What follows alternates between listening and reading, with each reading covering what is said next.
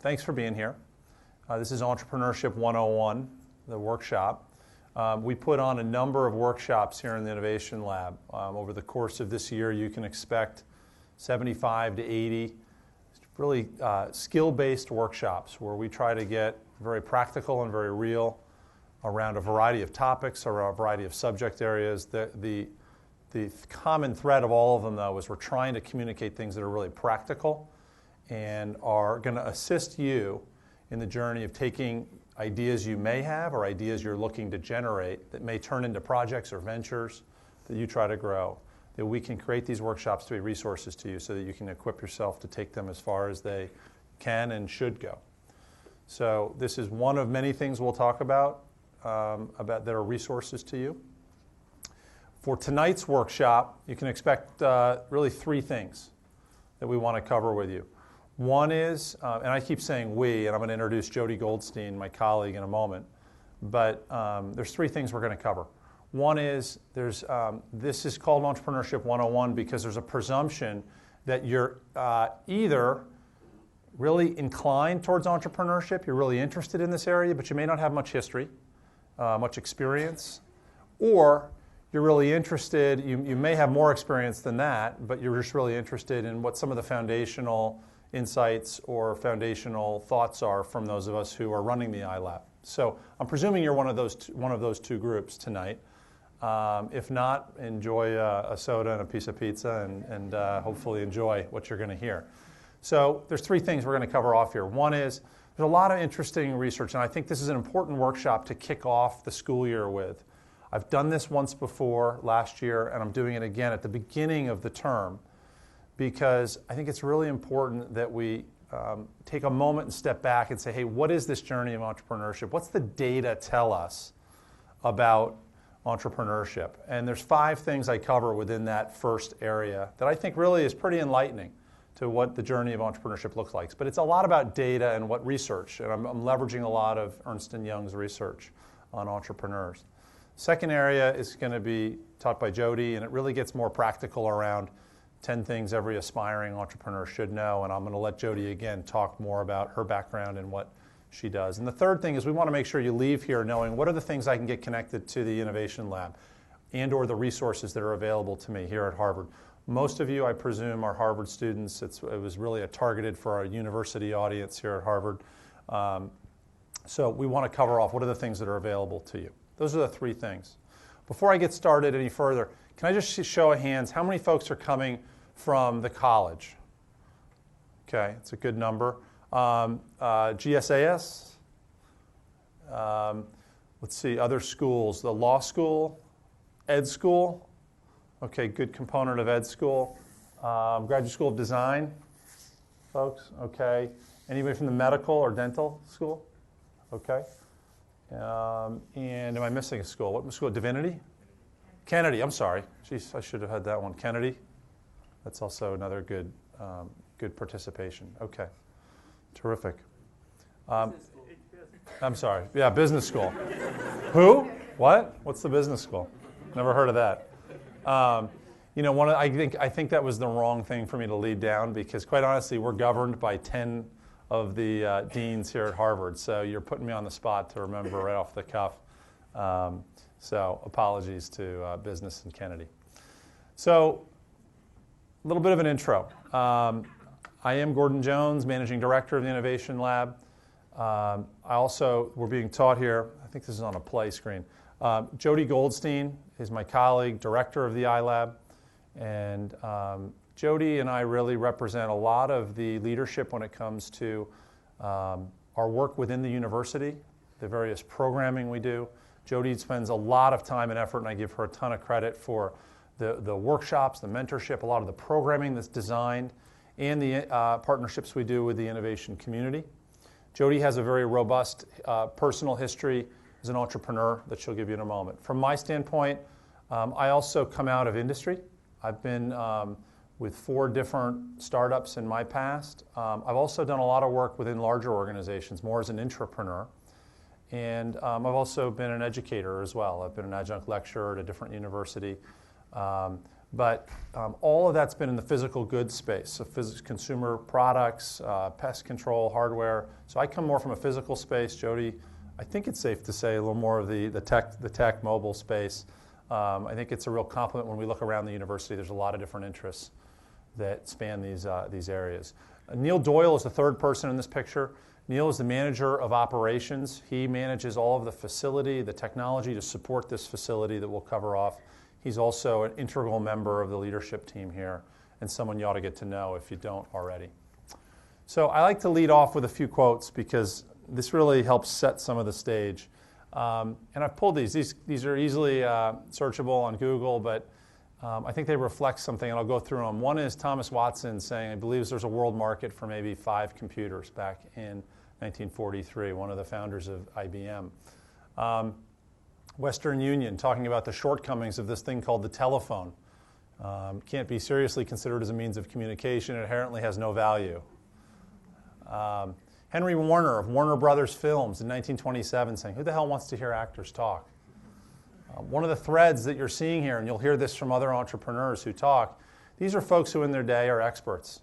If you'd gone to meet someone at Western Union, or if you had sat down with Harry Warner, you'd be sitting amidst someone who you would have had a lot of respect for in that day. They knew that industry, they knew that business. And while it's clear that they were off the mark with some of their guests, and I have a few more quotes here as well, I think what's important is you're going to be, in the pursuit of your own ideas, you're going to be looking to speak with individuals who also represent the kind of expertise that in their day these people did. And I think it's important that we bring a level of interest and respect because these folks do have interesting insight. At the same time, too often in many students I see pattern recognition. You may treat those individuals as having truth or that they really are validators of my own ideas. And I think we're going to talk about a common characteristic in entrepreneurs that data talks about that shows you'll need to persevere through some folks who may have a different point of view and are still considered experts. So there's no magic formula there, but it is interesting, and hopefully these kind of quotes illustrate with a little more time perspective how somebody who might have gotten advice from Henry Warner in 1927 about their new idea to have sound incorporated with moving pictures, they might actually have been right and he was wrong. This is a famous one, Lord Kelvin talking about heavier than air flying machines are impossible. More recently, the founder of 3M talking about how if he had thought about it more, he wouldn't have done the experiment that led him to discovering the adhesive that made up 3M's Post-it notes. The literature is full of examples said you can't do this. So with that, and before I get into the data, I'll just say innovation is something that I like this description. It comes from a colleague over at MIT, and I wanted to share it with you. Innovation, it should be cultivated. Entrepreneurship can be taught. If you think about the two words, innovation, it's really about the invention. There's somewhere in there is a unique insight, whether that's a scientific definition of innovation, if you're interested in the health and the sciences, your invention may be more of an insight into something that's an idea. But it's ultimately invention that gets combined with commercialization. Your ability, and commercialization is not, some of you in this audience may be more not focused on necessarily making $1 million and retiring to an island. I don't know. Sometimes you daydream about that, but the reality is commercialization is more about the comment about bringing forward your idea to a greater audience. And if you have that invention and you're then able to commercialize it, bring it out to a broader audience, that's where real innovation can take place. So there's a lot of inventors out there, and there's a lot of people who commercialize, but when you bring the two together is where you get innovation. Innovation itself doesn't tell you much, and I don't want to get too academic. It doesn't necessarily describe how disruptive or the impact that your innovation has, but it needs to have those two components, and I thought that was really, really helpful. Entrepreneurship, we think of that as a set of skills, that's industry knowledge, practice. It's ultimately that individual who's able to apply and carry forward that innovation. So what are the goals for my part of talking about this data? I want to set context for you. If there's one thing that my piece of this talk does, I want to set context because, again, you're all at a place in time. You may have individual friends who you think are aspiring, you aspire to be like, they're further along in interests as entrepreneurs and you're kind of saying, I want to get going, I want to put some data around that. So I want to set context around what it means to be an entrepreneur. I want to inform you on what do successful entrepreneurs look like. Hopefully teach you to look at new ways at a career in entrepreneurship. And we'll talk about ways that the Innovation Lab can assist you. And ultimately, I hope this is an uplifting workshop. It's designed to hopefully give you the sense that, gosh, there's not any one formulaic path to it, but there are some key insights and principles that can be used to being an entrepreneur. So our agenda, I want to review this report on entrepreneurship. This really is relying on research Ernst & Young does. It's the 2011 report. They work with 800 entrepreneurs around the world, and they really try to distill key insights into what makes these entrepreneurs successful and what is it that makes them unique. And then we'll talk about the 10 things that every aspiring entrepreneur should know, and then the iLab. So what are the key findings? I like to get right to the point. So rather than try to progressively reveal, I'll just tell you those 5 key findings. One is that entrepreneurs are made, they're not born. Phew. Unless there's a few of you who felt like you were just born ready. And maybe you do. There's certainly some who feel that calling early. But there are characteristics that you can do to help develop yourself as an entrepreneur. Second of all is entrepreneurship is rarely a one-off decision. There's a lot of practice that goes into it. And the data that really shows that working as an entrepreneur and doing this, you can actually develop yourself so that it's not just a random thought that turns into an idea and you just had it and you were born an entrepreneur. There's a lot of work you can do to develop expertise. There were 3 key barriers to entrepreneurial success that were identified: funding, people, and know-how. And I think there's some interesting insights that come from that. Entrepreneurs do share common traits when you look at the personality types. Ernst & Young calls out. And then lastly, for those of you who might say, boy, this entrepreneurial thing's interesting, but how might I be an entrepreneur within larger organizations, or what things can larger organizations learn from entrepreneurship? There's some insights as well that come from this research. Let me jump into it. Entrepreneurial leaders are made, not born. There is no entrepreneurship gene. When you look at these entrepreneurs around the world, over half of entrepreneurs actually start being entrepreneurs after the age of 30. So again, hopefully, for those of you who have friends who've gone off to be Thiel Fellows or are already on their way, you may say, okay, half people don't even start the journey being an entrepreneur. Why is that? I think there's 3 things that go into being an entrepreneur. I think it's a skill set, it's an inclination to basically, it's some form of expertise you deploy, it's a skill set, and it's a sense of a risk profile. And I think my 2 cents on top of this data is, for many people, it takes time to develop the insight. I don't see a lot of your peers, medical school excluded, who walk through the door from the college saying, you know what, I got this new idea for a cranium drill. I'm going to corner the market for a cranium drill. Why is that? It's because you probably haven't been in an operating room or really thought through what are the issues that need to be addressed to identify a more superior cranium drill. I don't see a lot of business-to-business telephony solutions coming from students.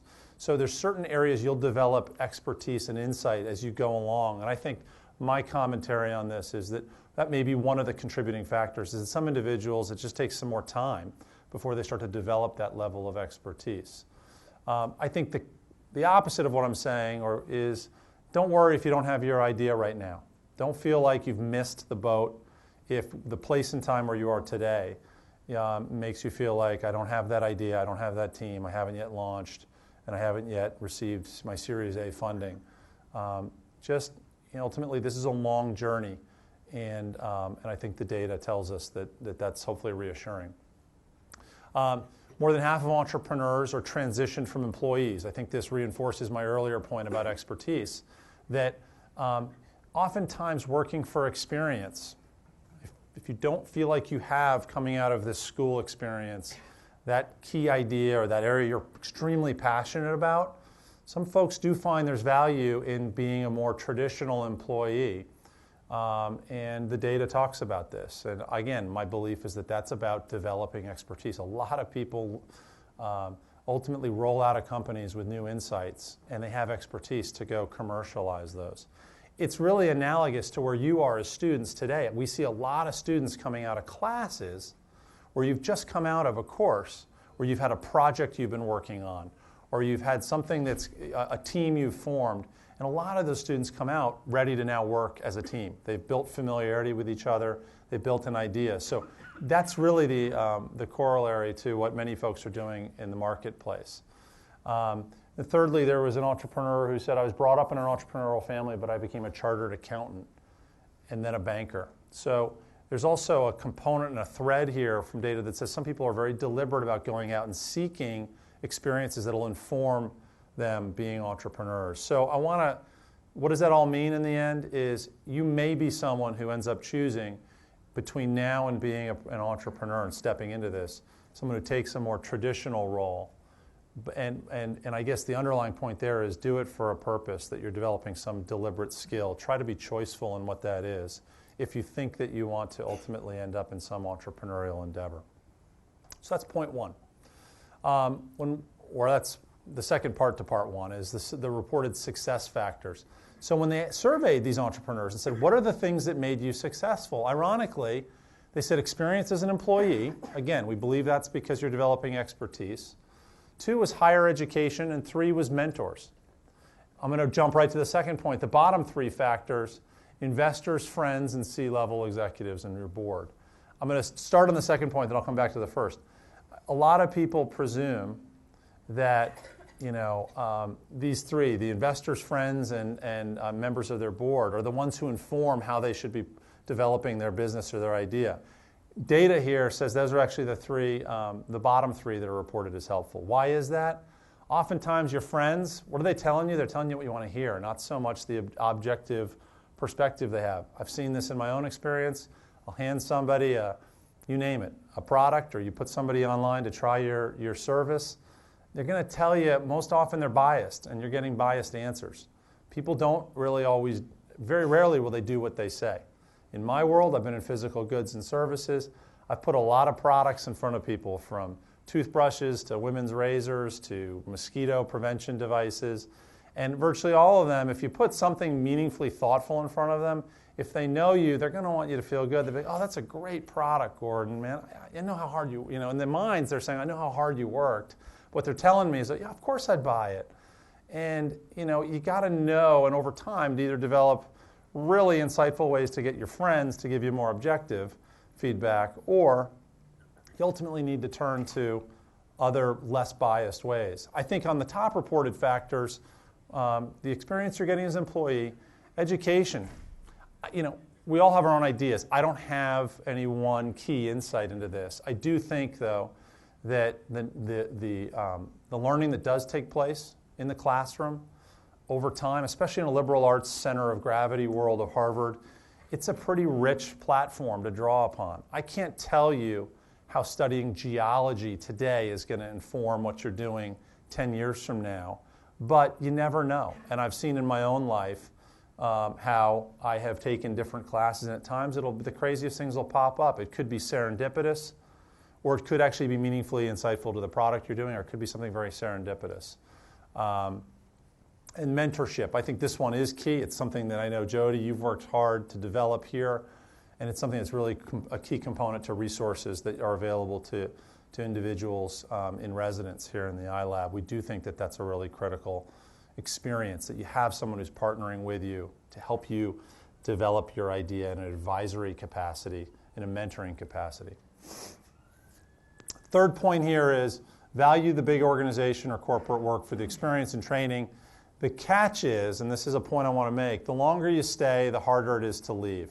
So this is back to my point about working for experience rather than for the money. I have more friends who, over our 20s and 30s, talked all about at lunch in the larger organizations I've been with about all the things we were going to do, and they're still there. And they keep telling me, man, I love what you've done or what you're doing. Oh, I can't wait. I just need my idea. I just need this. I just need that. The problem is every year they stay, what's going on? Somebody? Yeah, you're getting raises. You know what they're having? They're starting families. They're finding that their obligations in life start to expand. And you know what? Now all of a sudden the opportunity cost to leave gets higher and higher. So opportunity, just the costs of leaving get higher. I mean, my first job out of college, I taught high school math for $14,000 a year. There was a lot of jobs and a lot of entrepreneurial activity people could have offered me, and I'd have taken it because I was giving up $14,000, okay? Maybe, let's say I was making more than that 10 years later, which I was. It's going to be a lot harder to ultimately, I'm now looking at those opportunities. Let's just be honest, it's tough. So when you get in, you'll stay, it gets comfortable. You know what, I know the drill. Yeah, I really did want to get out.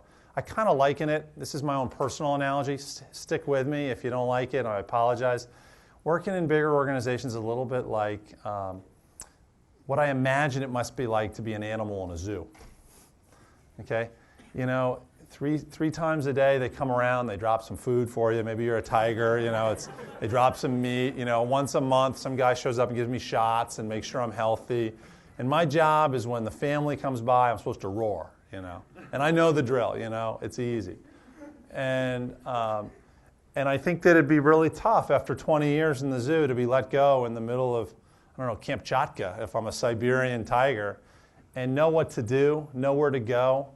And yet, again, I'm layering a lot of what I imagine it's like to be a Siberian tiger. But, if you're in the wild, I'm assuming, you may not know where your next meal comes from, but you know where you want to go.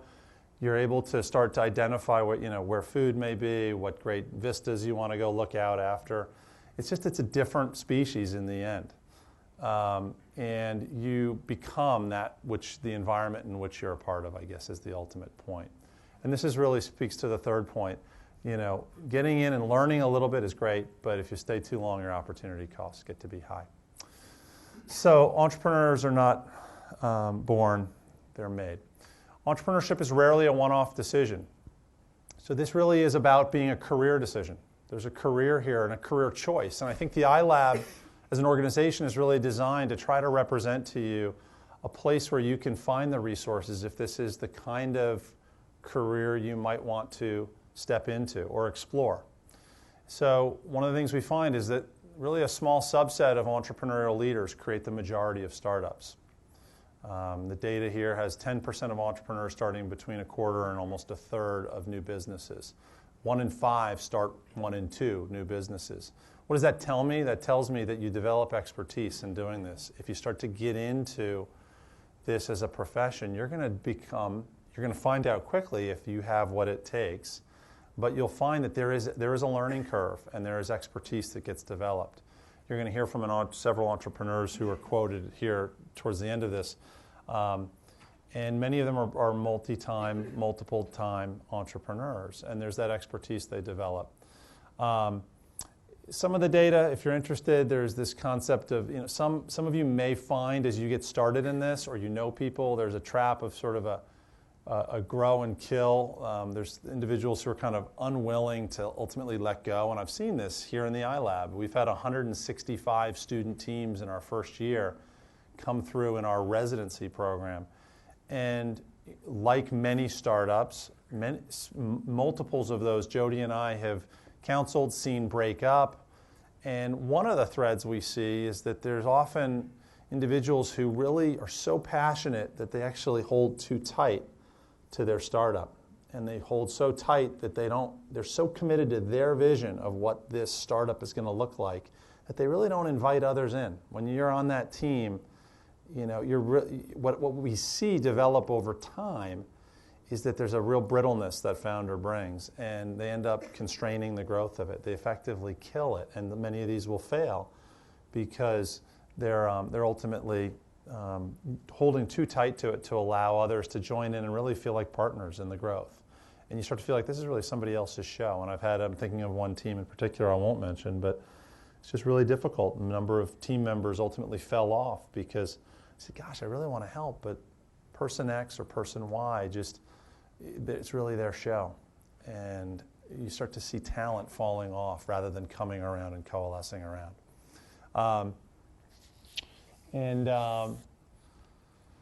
I guess the last point, I'm going to skip point 3 and go to 4. Only a small core of entrepreneurial leaders make a successful transition from startup to mature company. This is interesting because it's the opposite. At the same time, you're going to learn. Entrepreneurs are very talented, but you'll develop, hopefully, insight if you do become an entrepreneur into what stage you're really good at. Some people are really good at spinning up and getting a venture just started on traction.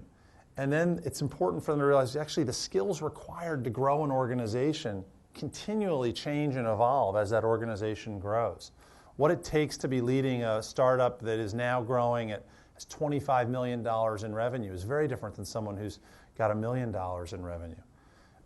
And those skills ultimately require greater scaling and structured thinking. Process starts to work its way into the organization. How you actually think about your business is very different. And so I can only think of one person I know who grew a startup from 2 co-founders to now I think it's a $5 billion a year revenue company. And the individual, one of the 2 co-founders, has stayed with that company from the beginning. It started as it's called Roadside Rescue. And it started as a little business that would kind of almost like AAA, the car service, if your car breaks down. It's a service that came through your credit card for free. And that company has changed so much since Roadside Rescue. It ultimately got in, they started to realize, well, we're selling this service. We can actually also start to expand it into batteries. They got into battery repair for a lot of mobile devices. Then they got into actually insurance. They would sell you insurance. So you go to Best Buy and buy a TV now, and they'll offer you a 12-month extended warranty. This business has changed so much over time. It's very, very special that when somebody could actually stick with it. I think it's one of the most rarest birds to find.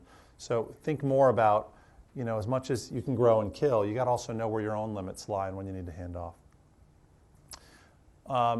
3, funding, people, and know-how are the biggest barriers to entrepreneurial success. So access to capital was the #1 reported biggest issue. So funding, people, and know-how. There's an interesting formula. I sat with a VC when I started this job almost 18 months ago, and he said to me, Gordon, he said, you want to know how I think about business, startups and entrepreneurs. I think of, and he gave me a formula. He said GF plus GI plus, what is it, T, BT for trajectory equals F. I said, okay, unpackage that for me. And he said, well, good founder plus good idea plus trajectory, meaning up, you're growing your idea, you've got people adopting it, equals funding. He goes, you need 2 out of those 3 to interest my business in funding you. And I promise you, unless you are well known and have started multiple startups, it's not GF. So it better be GI plus trajectory if most of you presumably in this room. And that's not a sign of disrespect or dismissiveness. Don't misread that. I think it's just more a sense of people who are putting a lot of other people's money into ideas actually fairly risk averse, and they want to know that you're on to something, and they'll either bank on your name if you're well known because you've done it before and people know that, or they can point to the metrics of your idea and your trajectory. So think about that equation as you think about access to funding. That's something you'll come across as you go through your journey. But think of these 3 things when you think about funding, people, and know-how. So entrepreneurial leaders need to choose between being rich and being king. Noam Wasserman, Harvard Business School students here, you may have Noam, or you'll be able to choose Noam your second year. He talks a lot about, he does extensive research on startups. He talks a lot about this dichotomy and this choice. It's a little bit related to my point about leaders who hold on too tight.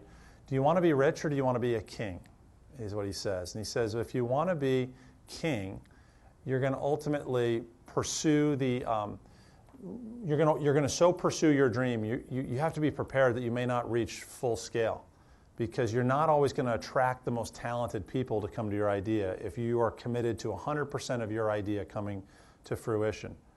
And again, he's not using the word rich or king in he's a very broad ecumenical definition of that. His point is if you want to be rich, meaning you want to see your idea really blossom, Be willing to, would you rather get 80% of your idea and the impact you're looking to have, but take it globally? Or would you rather see, you're just so demand that your idea is right, that it has to be embodied in your idea? Be prepared for folks that you're not going to ultimately be able to scale it as big. That's what he's observed with the data, and he's written a whole book on it. We had a whole book launch with him here last year. It's a really interesting dichotomy. And the second point about people, finding people. Skills are difficult to find, but finding people with the right values is even harder. When you're in a startup, you've got to, at the earliest point, have a team that can work well together. So yes, you need to have, so many of you want to find either individuals with an engineering background or a specific science background, or you're looking for somebody who's got credentials in education or medicine or in other areas. That's important. But if you're not working well as a team, I use the iLab. The iLab itself is a startup in a sense. It happens to be a startup within a very large organization, being Harvard. We're a 4-person team. Our days are very crazy, but we really are very complementary in our skill sets. We get along well, and when things are really hopping here, and we're up to our eyeballs, I know, and I believe my team all knows, we lean into each other. We actually implicitly trust each other, and we really enjoy ultimately working together at hours that will often be very odd and different than most other employees to Harvard University. And we've replicated that in other teams, and I've been on some teams that were awful. I mean, I've been on one startup. This was an Inc. magazine, fastest growing company. And I sat and my jaw almost hit the ground as I watched a fight almost break out between our lawyer and our chief scientist. Not the kind of environment that was that healthy, and ultimately it was a sign of a lot of corrosive behavior in the organization. The organization, by the way, didn't succeed after doing very well early on. But that people with the right values, they're people who tend to be rowing in the same direction as you, and it's a real important point. I'll make one point on this, and I want to hustle this along because I think there's a great list coming here with Jody sharing some applied things. But I'd just say entrepreneurs do share core traits. They really share a sense that they control their destiny, or they have an internal locus of control, they call it. It's a belief that your actions lead to outcomes, okay? Not that external forces control. And this is really interesting because there's going to be times when ultimately you may not see things as having opportunity. You think the economy's down, you think that this is a really difficult time. It's the entrepreneur will often have a viewpoint which is, that's great, but let me move on to, I know that I believe I can actually drive an outcome here. I'm not overly gosh, it's been terrible the last month, our business is weather dependent, and it's just, there's a sense of fatalism that is not what I think entrepreneurs bring. And the research they talk about really brings that forward. They also see opportunity where others see disruption. Again, this speaks to people's risk tolerance, to their willingness to ultimately see opportunity where others see disruption. And I think it's pretty self-explanatory, that viewpoint. So my hope here is you're thinking about this through your own lenses. Where do you fit on this? How would you rate yourself as you think about these components? You don't have to know it all. This is not I'm not trying to create declaring yourself as either fitting that or not, but just in your own mind, think about, hey, how do I match up to that? What is it? And you may watch yourself evolve over time, or you may be aware. I meet a lot of people on this risk aversion.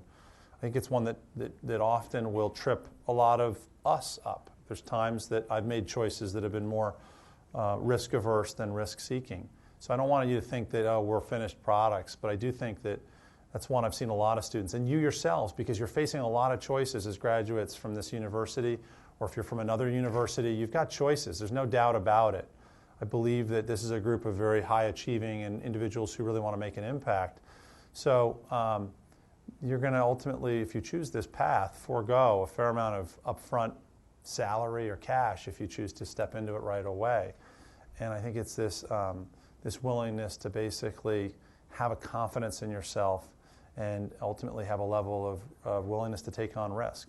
The reward comes that if you can grow it, you can ultimately either see your idea come to fruition If there's a commercial and a for-profit side, you may see a financial return that's disproportionate to, or that is proportionate to your risk you've taken on. But I think that's important to be aware of. And then I do want to acknowledge there's cultural influences here. The United States is as a culture, is very supportive of this kind of environment, of trying. Failure is in many cases at times celebrated. Certainly it's not something that people wear as shameful. I think there are certain cultures where either structurally the country is set up that it's more difficult to practice being an entrepreneur.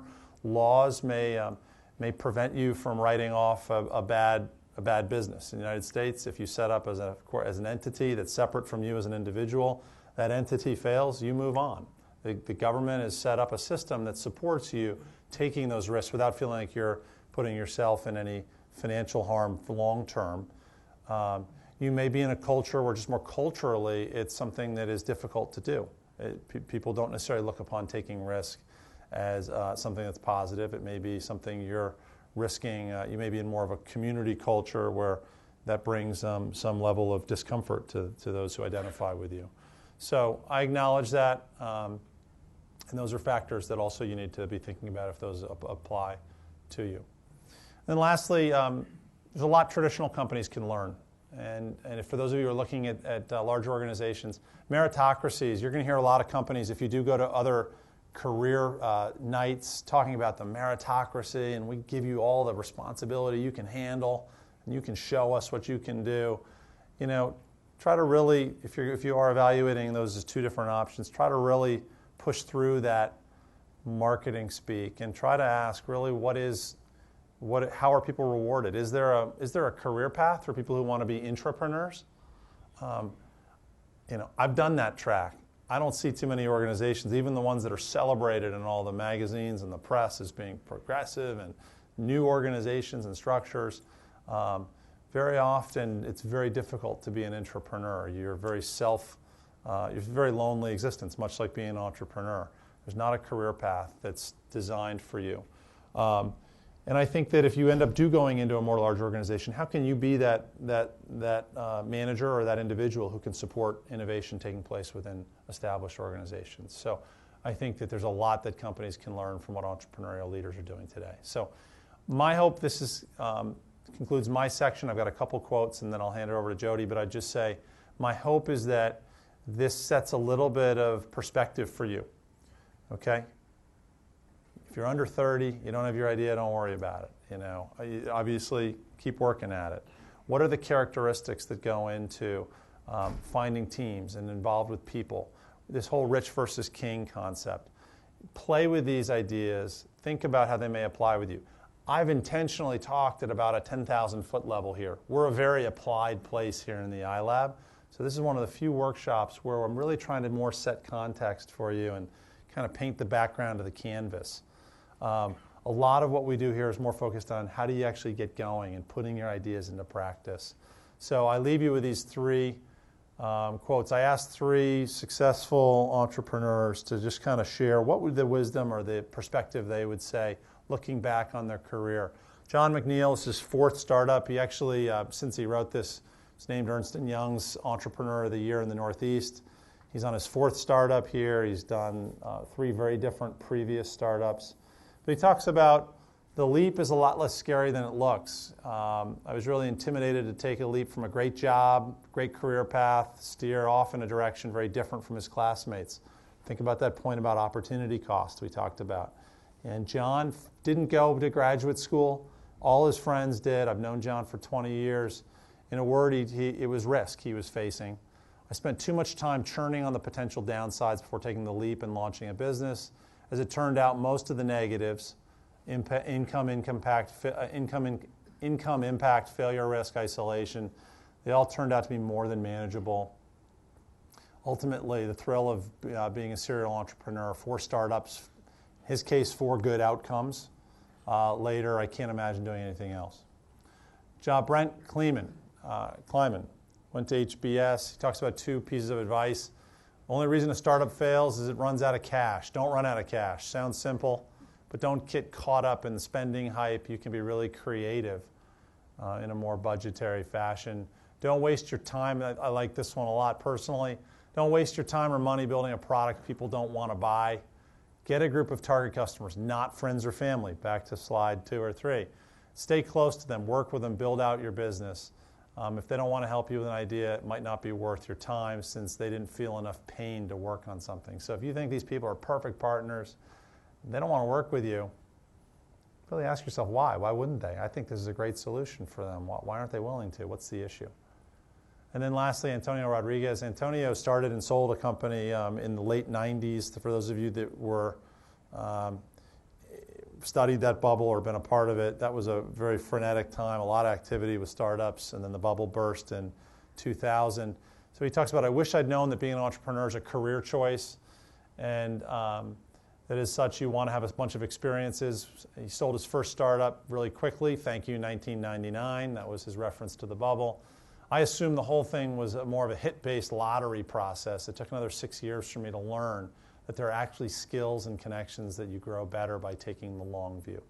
So I share those with you, and now I turn it over to Jody to talk about 10 things you should know.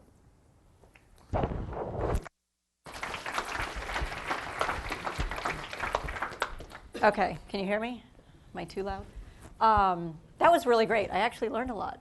And as I was thinking about it, as you were presenting it, a lot of what you're talking about really resonated with me in my career. But hindsight is such a beautiful thing. I didn't know I wanted to be an entrepreneur starting out.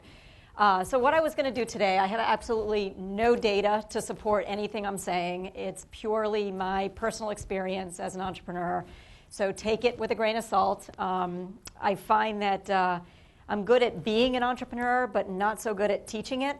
But I will share with you my personal experiences, and you can do with it what you want. So just a bit of background. I did not set out to be an entrepreneur. I graduated from undergrad with, I think it was an international business degree, because I like to travel. And I took a job that would enable me to travel. It was at General Electric, one of the biggest companies in the world, how ironic. And I liked it because every 3 months they'd plop me in a new GE business, and I'd get to see the world and be on expense account and learn a lot in a really short period of time. So I took that job, and I had a ball, and I had no idea I wanted to be an entrepreneur. And I did that for a couple of years, and then I started looking around at my boss and my boss's boss and their boss and what I was supposedly aspiring to be, and realized I didn't really want those jobs. And to take Gordon's analogy, I don't think I was the tiger that was willing to roar when someone told me to roar. I kind of wanted to control my own destiny, and didn't like being told what to do, and often got into trouble by executing on something without asking permission. And I was told on numerous occasions that I was too direct, and I was too honest, and I should really, be more political, and I wasn't really good at that kind of stuff. So anyway, I decided to leave the corporate world, and I went into venture capital. So I thought it would be really interesting to learn about both the investment side and also the startup side of the world, because I didn't really know what I wanted to do next, but it sounded like a kind of a cool opportunity. And I did that for a few years, and I loved it. But what I loved about it was not the part on the investing side. I really loved hanging out with the entrepreneurs and figuring out that blank sheet of paper and identifying a market and building a team and all those types of things that are involved in a startup. What I didn't like was the investment side of things and hanging out with my partners. So I wanted to hang out with the entrepreneurs. So then I went to business school. I graduated in 96, right before that 99 bubble that Gordon was talking about. And when I was at HBS, I took a lot of entrepreneurial courses. There weren't that many at the time. It's a much more robust department now, I'm happy to say. But those were the classes that interested me. And I was one of a handful of my classmates that actually took a job in a startup. At that time, sad to say 15 years ago, it was unusual not to take a job in a consulting firm or investment bank or a large corporation. And my classmates laughed at me because I took a huge pay cut. But I went to work for a startup. And, again, I had no idea I wanted to be an entrepreneur, but I knew what I didn't want to do. And all those interviews at the investment banks and the consulting firms, I just could not bring myself to take one of those jobs. So I knew there was something different about me. And, you know, in hindsight, I realized I came from an entrepreneurial family. I didn't realize it at the time, but my parents owned a hotel and restaurant in Vermont, and you know, they controlled their own destiny. They dealt with limited resources. They grew something from nothing to something, and then they sold it. So, you know, looking back with hindsight, I realized that I did have entrepreneurship in my genes, and there was something about me that these more conventional jobs just didn't appeal. So I took a job in a startup and learned a ton. I've since done about half a dozen startups, mostly in the technology space, starting with the internet at the early stages of the internet, and then moving over to mobile when the internet got too mature and wasn't as interesting to me. My first company was called iMarket. It was sold to Dun & Bradstreet. It was originally a CD-ROM software company, and we transformed it into a web company. I'm going to talk a little bit about that in my lessons learned. The second company was called Planet All, sold to Amazon for $100 million in 1998. Again, thanks to the bubble, luck and timing had a lot to do with that. I can't take a lot of credit. And my third one was Hotel Luxury. Third one was Send.com, which was originally SendWine.com, and I'll talk a little bit about that in a minute. And then I did Hotel Luxury, which is a website that built portals for luxury boutique hotels to sell their furniture. And then I did a mobile company called Mobitious, which then transformed to Snap My Life. And again, I'm setting the stage to talk to you about what I learned from all these. And then the last one, I had 5 startups where I was not a founder. I was one of those people that joined startups at a very early stage. I was usually one of the first 5 employees. Part of the management team, and I was not the idea person. I was the entrepreneur, the one that liked to execute, as Gordon was alluding to earlier. And then my last one that I did before joining the iLab staff was where I was a co-founder, and that was called Drink, and it was a mobile app for wine. So where is the clicker thing? So again, no data to support any of my lessons learned. I'm just sharing with you, with hindsight being 2020, things that I've learned from my mistakes and my successes. I have to say that, you know, one of my slides is don't be afraid to fail. I've learned so much more from my failures than I have my successes. You know, a lot of the successes were luck and timing. So, you know, I can't take credit for all of those, but I'll share with you some of my learnings. So, you know, the first one, and, you know, Gordon talked about the idea and innovation and commercialization. I'm a really firm believer that it's not about the idea. It certainly helps to have a great idea. And if you have an idea that's going to transform the world, all the power to you. But more often than not, you don't have that great idea. And what I've realized that the idea doesn't have to be brilliant. Just do it better, do it cheaper, do it faster, do it somehow improve upon the way it's being done now. And, you know, there's a lot of that you'll see in my slides. It's very similar. But, you know, try to innovate in a way that does something that's already being done, but do it better. Most of my startups changed their original idea anyway. I had a company that was SendWine.com, and it was wine gifts. And we morphed into Send.com. And it was a completely different business model, and we became a giant gift company. And the reason I joined the company originally is because I liked wine. But, you know, your idea morphs because of the market. It morphs because you can't raise money. You know, whatever it might be. Send.com happened to be resonated with the investors. They thought it was going to be a bigger market cap, and we owned that URL, and they thought, let's be Send.com. So the idea is going to morph.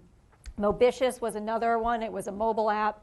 It was a way to index mobile apps before the App Store even existed. We were way too early to market. We realized that we were creating a market that didn't exist, and that's a really hard thing to do, and I'll talk about that later. And we morphed into Snap My Life, which was a mobile photo sharing site. So completely different idea than what originally we had intended to. And just, you know, Google. They didn't have a great idea. There were a million search sites out there. And they said, you know what, we're going to create a search site that doesn't suck. We want to do it better than everyone else. They didn't invent a new market, and look at where they are today. So my first lesson and my first words of wisdom is you don't have to have the big idea. The second one is a follow-on to that it really is all about the people. It's about execution. And if you have the right team and you execute well, you can work with just about any idea. And this is, sounds kind of silly, but good people can fix bad ideas, but good ideas can't fix bad people. So I highly recommend you start with a great team. It's a marriage. I've had a lot of these things go horribly wrong because we didn't choose each other wisely. I also recommend don't do it alone. Have a co-founder. It's lonely and it's hard. At the same time, don't have 10 co-founders, because then it makes it really hard to split up the company and figure out who's in charge. Have those difficult conversations early. When you do have co-founders, make sure that the equity splits and the corporate structure is ironed out very early on. And a lot of times, you're partnering with friends and classmates and people that you trust and you believe in, and you don't think it's going to be an issue, and you have a conversation. But things can get ugly and things can change, so work all that out early. But to me, it's all about the people, and start with a great team. The next one is, and I think Gordon alluded to this too earlier on, make something that customers want to buy. A lot of my startups were creating a new market that didn't exist, and it's a lot harder when there's not an actual market that you're playing in. And all companies are going to fail if they don't create something that customers want. I think Brent had that in his lessons learned. And then the other thing is, and particularly now in this day and age, it's so easy to launch something and get customer feedback, even if it's not in the technology industry. But try to validate your concept and validate your market really early on before you spend a lot of time and money doing what you're doing. And then, again, like I said, most of my companies, we pivoted and we changed our strategy and ultimately what the company does as we realized that either there wasn't a customer, there wasn't a market, or no one was willing to buy it. So be willing to change. Don't be so stuck with your original idea. Listen to people, get lots of feedback, and then be willing to pivot. And then here's my really big one. And again, hindsight being 2020, I learned so much about this. Focus. Keep it simple. Don't try to be everything to everyone. Make sure it's a really easy thing to explain to people what you do. If your friend's asking you what you're doing with your company and what does it do, if you can't explain it, something might be wrong. And don't try to take over the world. Pick a small market, a niche market, and do things really well. You can always grow and you can always expand into other markets, but make sure you have an idea that resonates with a particular market space. Again, this is similar to the other one, but don't reinvent the wheel. Opportunities for disruption are everywhere. Build a business in an existing market. Try to do it better, cheaper. Another lesson learned, again, just through my personal experiences, start at the low end of the market. It's a lot easier to make a cheap product better and move up the market than to start at the top end and make a powerful product cheaper and to come down. So start with something simple, start with something easy, and then work your way up. And here's another big one. A lot of times I had lots of really great ideas that I thought were really great ideas that no one else was doing. And then I spent a few months researching it and writing a business plan and talking to investors and realized that there was a reason why there was no one else doing it and there was no competition.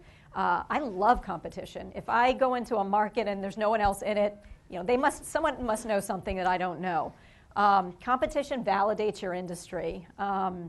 My mobile app Drink Wine, when we first started, there weren't a lot of competitors. There were a couple, and we had a really hard time talking to investors and validating the concept.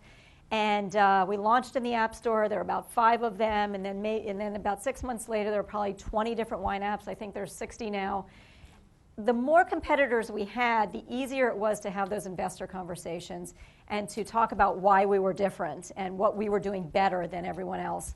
If there's no one else to talk about and how you're different from them, it's really hard to have those conversations. So I like competition. Gordon also alluded to this, the whole, do you want to be rich or do you want to be king? This is another big thing for me. I've seen a lot of my co-founders go down the wrong path because they didn't want to give up the equity.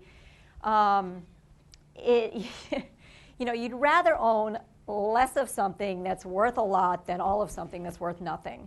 My company, Planet All, that was sold to Amazon, we had a lot of equity starting out, and we had investors, and we brought on a management team, and we had to dilute a lot of our equity and give up a lot of equity. And in the end, we sold to Amazon for $100 million.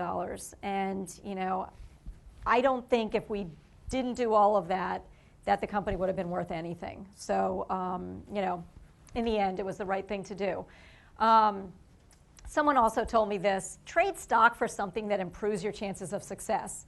So bring in investors, co-founders, employees, anyone who you think is going to increase your likelihood of success.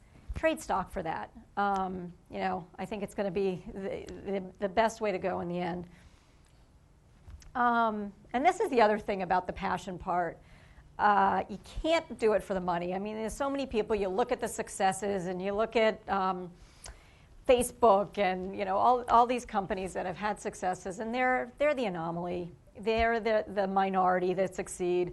You got to do it because you love it, you believe in what you're doing, you're passionate about it.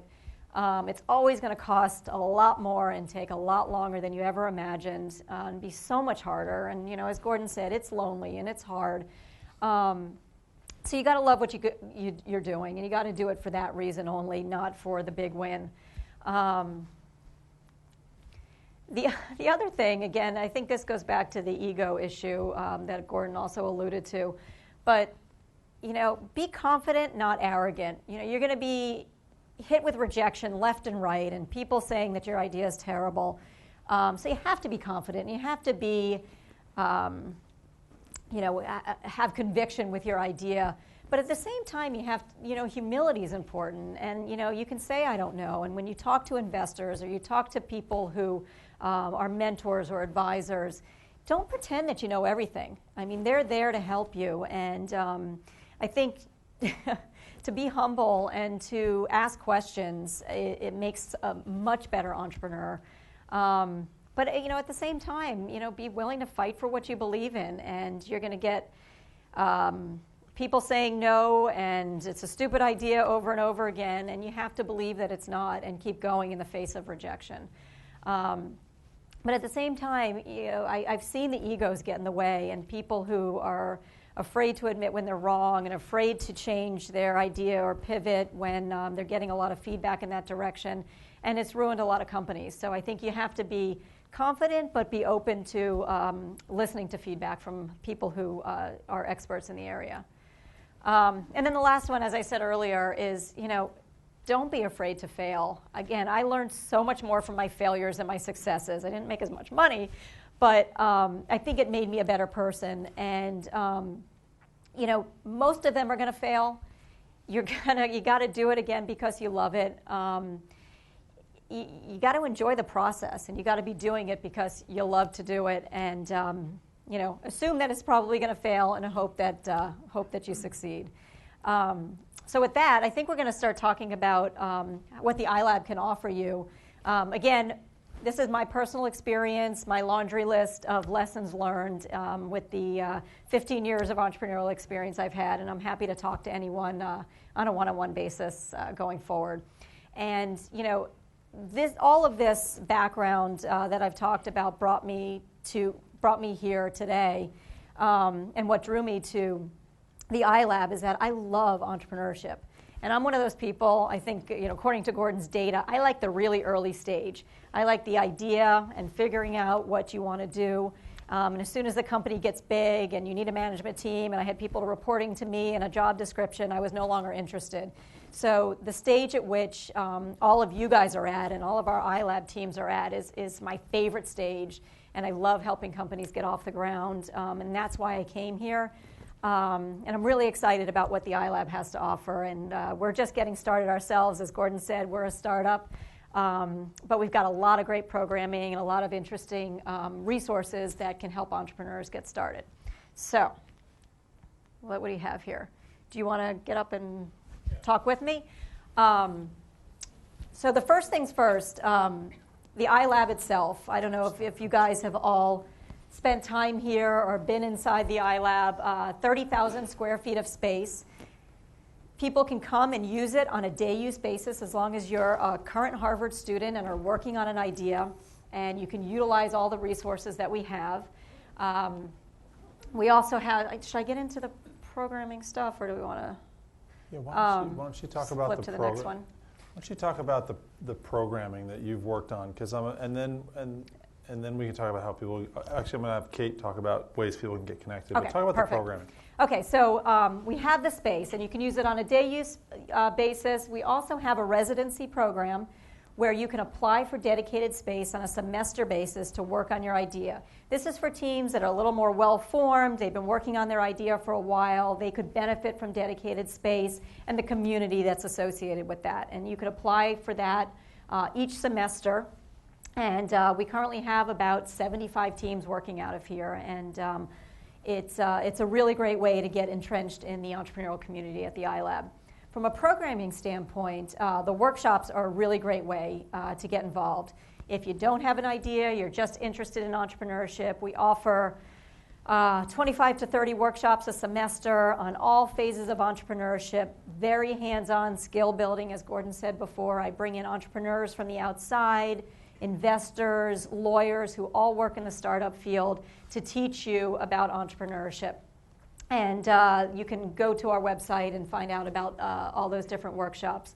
We also have office hours. We have experts and residents who conduct office hours and have one-on-one meetings with students that you are more than welcome to utilize if you want to toss around an idea or you're working on a venture and want some expert advice. And we have amazing experts and residents from all the different schools represented, as well as experts in individual fields like venture capitalists and lawyers.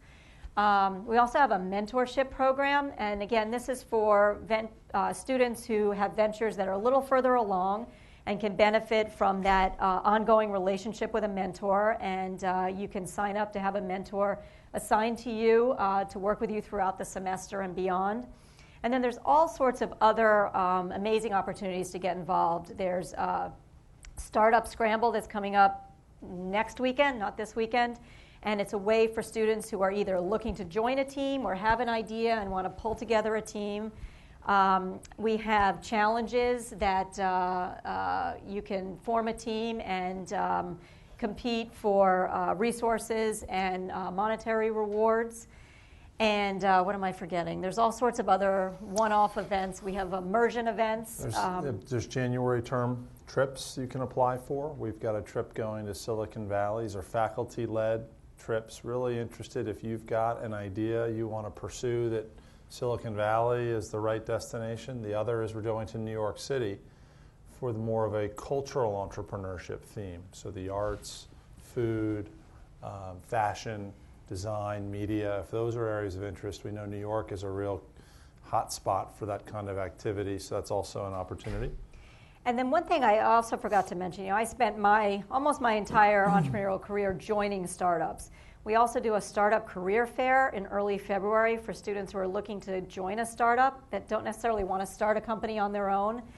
These are all companies that are actively hiring for internships and full-time employment. And so that's a really great way to figure out if you want to be an entrepreneur. Let me also add, too, from a different angle, we've had a chance this last academic year to really see there's really three areas of student interest that ideas and teams form around. And we are organizing as we continue to grow as a startup around those three areas. And one of them is social and cultural entrepreneurship. There's a lot of students who have ideas that generally fit under this, whether they be education related, they may be social justice, they may be, you name it, a lot of different ideas and teams. Secondary, health and sciences. We have a number of teams that have been in residence that are looking around either diagnostics or more bringing healthcare into the home. There is some more heavy science involved, the Vaxis being one. Some of these spin out of courses. The third area is what we're calling more tech or consumer. It's really anything from mobile, web, physical goods and services. It's a clustering we do as we think about programming, but it typically has a consumer in mind, some end user that you're looking to aggregate lots of individuals together.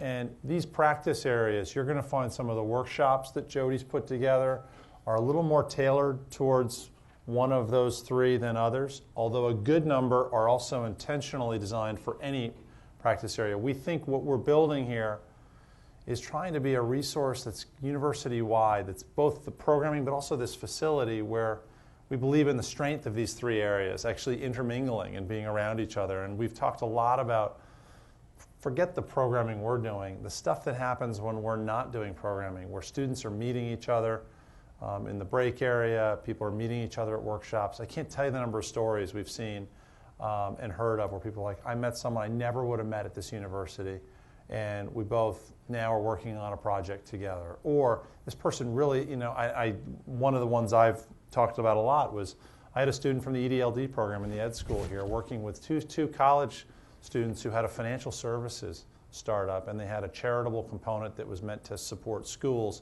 that they'd half-baked, and a lot of their customers were really interested in it.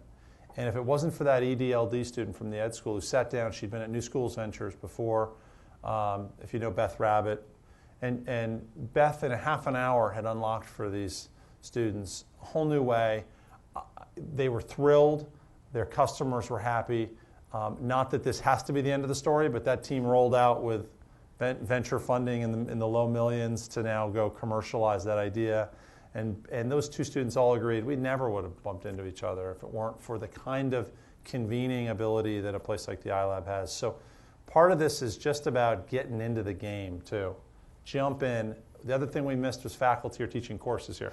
And that's very foundational, and a lot of students meet each other that way too. So workshops by night, courses that are taught. We've had, I think this term, 8 different courses from 6 different Harvard schools, faculty teaching courses that have to do with entrepreneurship or innovation in their disciplines. So intentionally, it may be a little bit feeling like, oh my gosh, there's all, how do they all fit together? You know what? We're a marketplace. We're not an escalator. We're a jungle gym. And get ready to climb on that jungle gym, but it requires you to also actually move along, and it's a very participatory journey. And you know what? I wouldn't have it any other way, because if you're going to be an entrepreneur, if there's one thing you've hopefully heard Jody and myself talk about, is it requires you to be willing to go through obstacles in this journey. You're going to face them. Everybody's going to face them. So it would be unfair of us to set up such a friction-free environment that you felt like, wow, this is pretty easy. It's kind of fun. You guys really take good care of us. Or we want to make it something where you have to kind of make choices, but there's a lot of resources we do think we pull together for you. And as Gordon said earlier, our mission's really simple, to help students take their ideas as far as they can go. Our job, again, we have no ulterior motives. We're not like an accelerator or an incubator, or we don't take equity, we don't charge rent. We're here to support you and increase your likelihood of success. We want to unlock the resources of the university and unlock the resources of the greater entrepreneurial ecosystem for you.